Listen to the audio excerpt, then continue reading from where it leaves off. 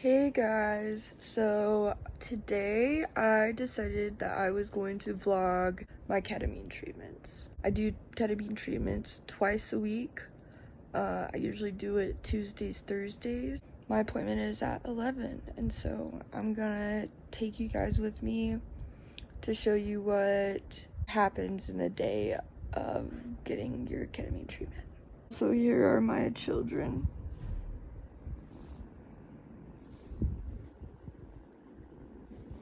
Aren't they so cute? Okay, so me and my dad are in the car. He has to drive me to my ketamine treatments because I can't drive after.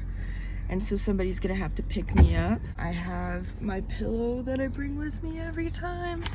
And my little sack that has a journal. And a Spravato guide. That's the kind of ketamine treatment I do. It's like a nasal spray. I'll show you when we get in there. Hey, my dad just dropped me off, and I look a little silly with like my pillow. I feel like a little kid, but oh, I should probably press the number. First thing Dr. Rush does is takes my blood pressure.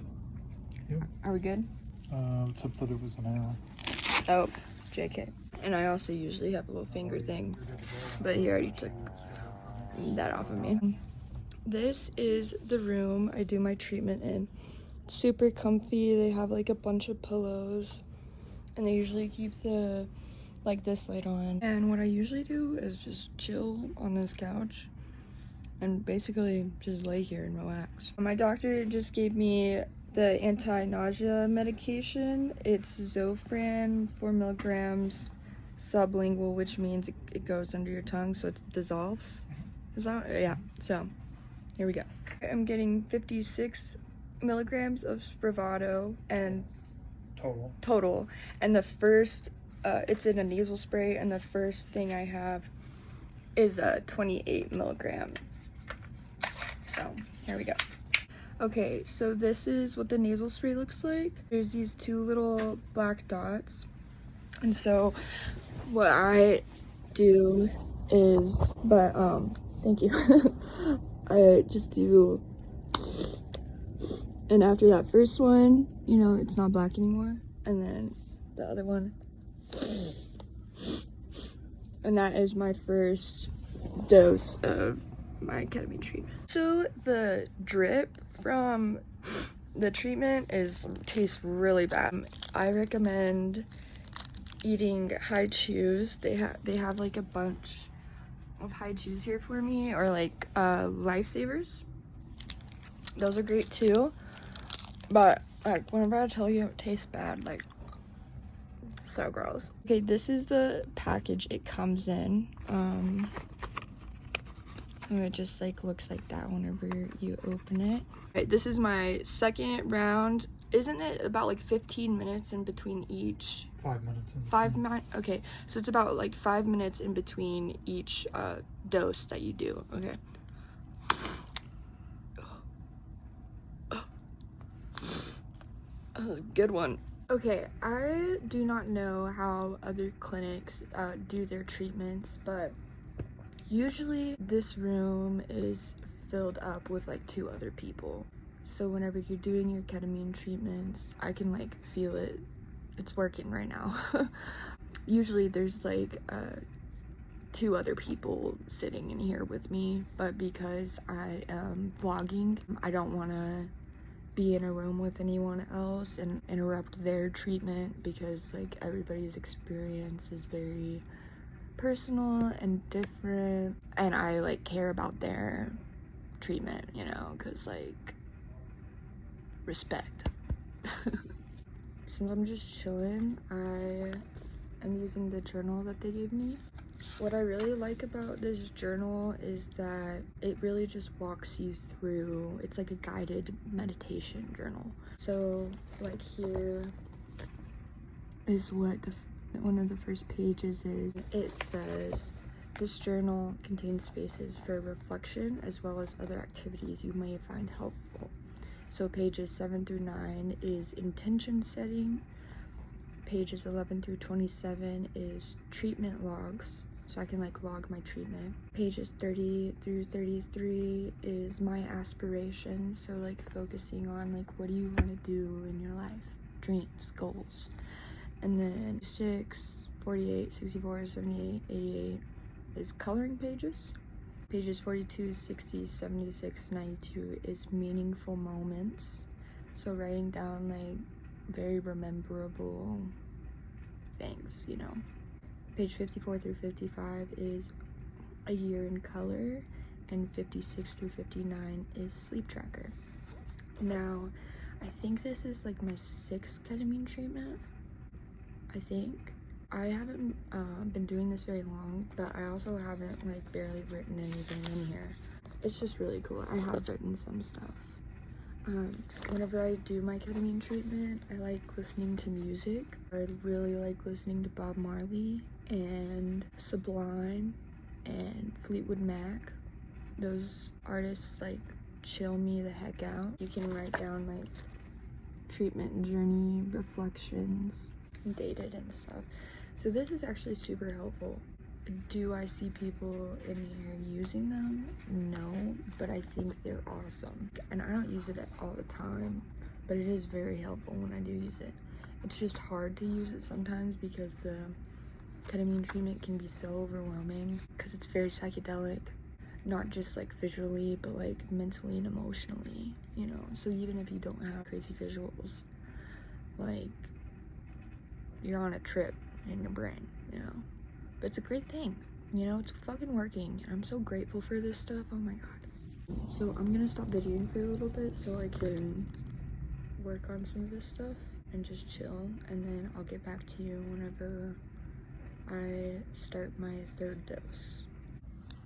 I just got like a swallowed, you know? And I got some of the drip.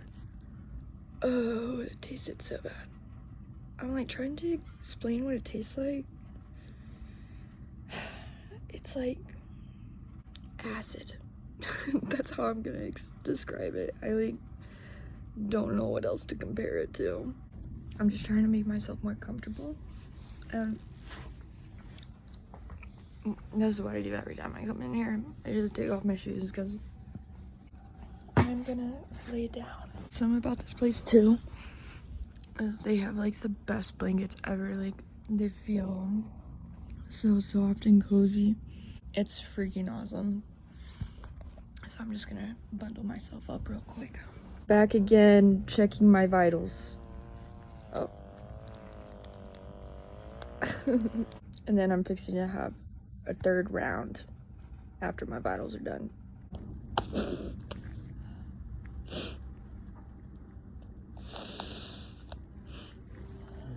Thank you. Also, another thing about these treatments is that they last 2 hours. I'll probably get out of here, but I did a 3rd one, so I'll get out here a little later, right? Yeah, normally you would do them 5 minutes apart. Really, the reason you're staying is that just to make sure that you're not having any just dissociation. Yeah. From the medicine. Most of the medicine is out of your system in 2 hours. Usually after my 3rd nasal dose, I have really crazy closed eye visuals and visuals in general. So we'll keep you updated.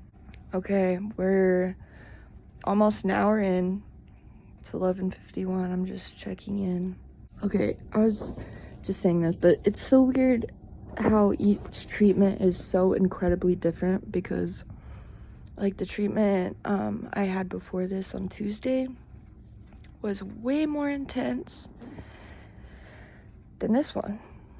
This one I'm like just kind of relaxing. Like I feel content, you know? Like I feel normal. On Tuesday, bro, I was like, I told Dr. Rush, I was like, I feel like a seal swimming through the primordial soup of life. Like every time I would, you know, close my eyes, it felt like I was swimming in the primordial soup. And then every time I opened my eyes, it felt like I was a seal, like peeking my head above the water of the primordial soup. you know, seeing what's going on, and then closing my eyes and going back in. Psychedelic therapy is crazy. Whenever I do treatments by myself, Dr. Rush, or like my nurse, will come in and check on me and talk to me for a little bit. And it's really awesome, actually. Like, I really enjoy talking to people while I'm doing my treatment, but then also having like my time alone. So a little bit of both. I'm like reflecting in my head, thinking about things, and then I can express them with somebody and bounce them off of them. It's like, it's very nice to talk to people while on the treatment. This treatment is not as psychedelic as the last one, but it still is pretty psychedelic. Like, whenever I look at the wood door over there, you know, the pattern of the wood is like going down, like moving like this. It looks crazy.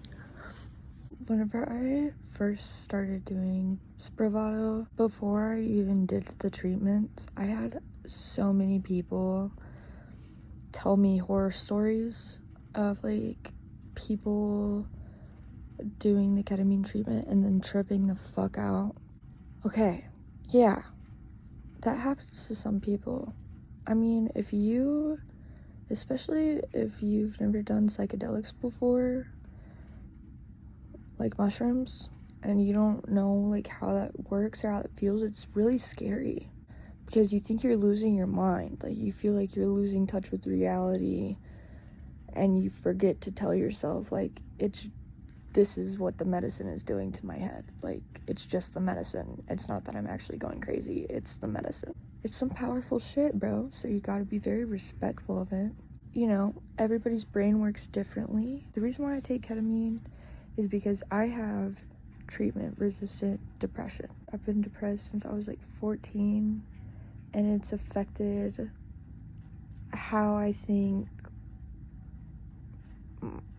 about everything. How I think about myself, how I think about people, how I think about the world. I have like all these ideologies and like ideas about things that aren't true. And this ketamine is like really helping me get a different perspective and like showing me what's up. I'm not listening to those fucking lies anymore. Life can be awesome, man. It really can be. Life is awesome. I love myself. This shit is like cool as balls. Like, I'm so thankful for it. It works. Wow. If, you know, this doesn't work for you, don't give up. Try something else. I know what it's like to be mentally ill. And whenever I said I've been struggling with depression since I was 14, that was a lie. I was actually like 12.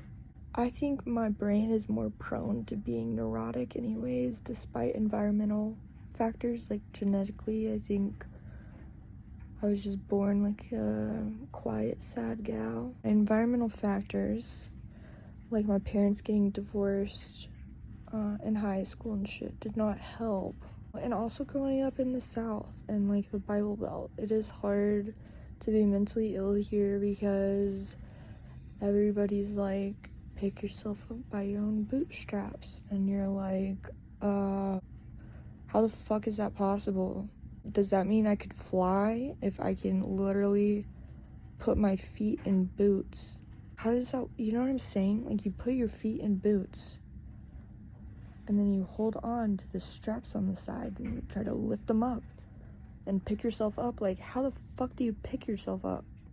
It's physically impossible. So that's how I viewed that. You can't pick yourself up by your own bootstraps when you're fucking mentally ill. That's the gosh darn tootin' truth. Thank God for therapy. Thank God for science. And thank God for medicine. Man. Loving it. Loving it. This is an attempt of me going to the bathroom. Whenever you are on this shit and you get up and try to walk around, you feel like you're floating. Like, that you're walking on air. It is the weirdest feeling. So if you need to get up and go to the bathroom, just be careful because it is easy to fall. You're real wobbly, alright? I don't know if I said this earlier or not, but like, I feel like a baby when I do these treatments. Literally. Like, I feel like a fetus in the womb. I don't know how to explain that. The ones who get it I don't know. It's a weird feeling. And I also realized every time I was on mushrooms, it would feel like I was literally being reborn.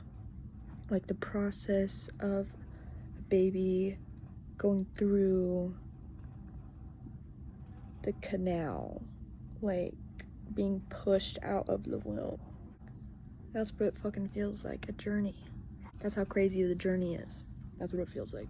And that's where mushrooms and ketamine have very similar characteristics in that way. Ketamine isn't as visual for me as mushrooms is, but and here's the main difference behind mushrooms and ketamine for me. After I trip from mushrooms, I am exhausted. Like, mentally, emotionally, physically exhausted. Because, like, I felt like I just went through a battle, like a war. Like, I was fighting the fuck out of my demons. Like, you know, fighting for my life. And so it's exhausting afterwards. But, like, with a ketamine treatment, it's like God is showing me the way of life. I don't know. It is weird. It's like, and I feel happier. The difference between mushrooms and ketamine is that the effects from ketamine do not make you exhausted or sad or tired or feel bad. You actually feel like better, and you continue to feel better. Like, it's long lasting.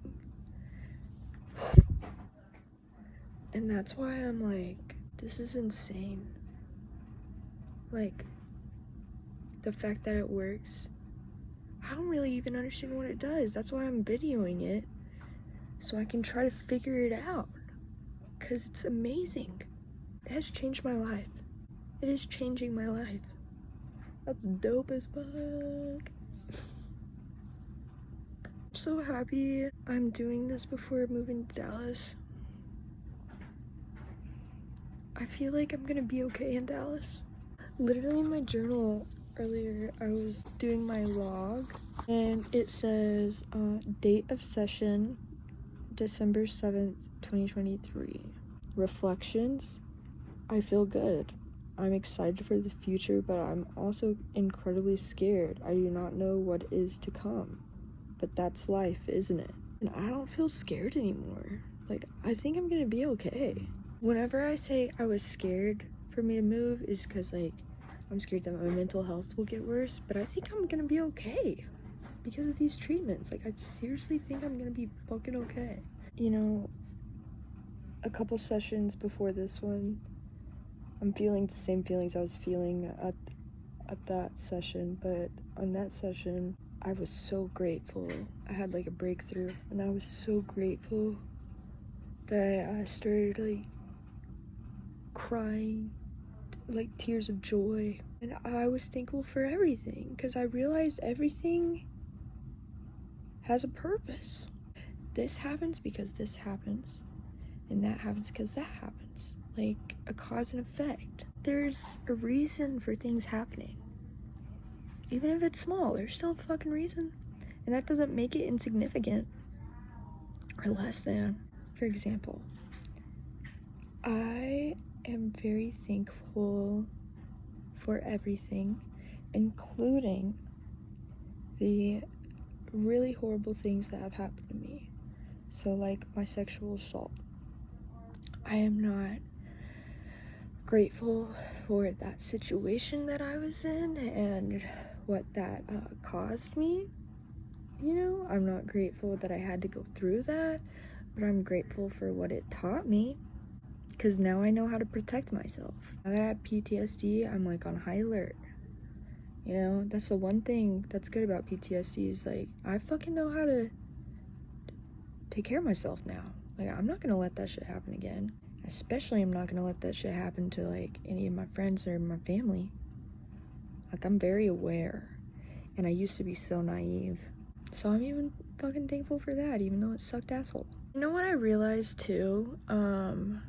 Anger is a very powerful, important emotion. And it is not a secondary emotion.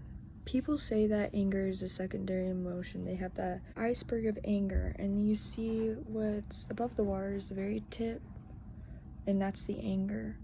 But everything under the water, I don't know if you've seen a picture of an iceberg under the water, but it's like huge, way bigger than what you see at the above the ocean. Whenever I was at my mental hospital in Houston, they were showing me like underneath anger is actually all these other emotions. But I really recently realized I don't use anger as a secondary emotion. I use it as like a tool. You know, people say anger isn't helpful. It is.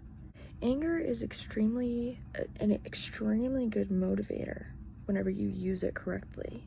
Whenever you are precise with your anger. Whenever you are calculated and fucking smart with it. Standing up for yourself is a great thing that anger can do. Anger can help you stand up for yourself. Anger can help you protect other people and yourself. I think anger is a good thing because it also brings justice.